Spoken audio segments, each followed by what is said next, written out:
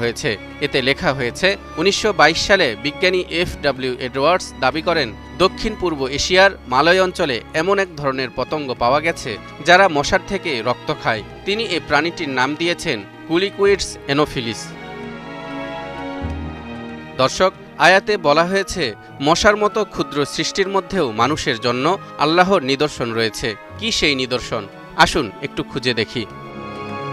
আকার আকৃতিতে ক্ষুদ্র হলেও মশার ভেতরে এমন কিছু বিষয় রয়েছে যা সত্যিই সচেতন যে কাউকে ভাবনায় ফেলে দেবে। এর মধ্যে উল্লেখযোগ্য কয়েকটি বিষয় হলো, প্রায় ৪০ কোটি বছর ধরে মশা পৃথিবীতে টিকে আছে। বিজ্ঞানীরা বলছেন ডাইনোসরেরও বহু আগ থেকে তারা পৃথিবীতে অবস্থান করছে। বিশ্বজুড়ে প্রায় ৩৫০০ থেকে ৩৬০০ প্রজাতির মশা রয়েছে। মশার একজোড়া যৌগিক চোখের প্রতিটিতে প্রায় শত শত ছোট লেন্স থাকে। মশার নাকে ৬টি পৃথক ছুরি রয়েছে যাদেরকে আমরা হুল বলি।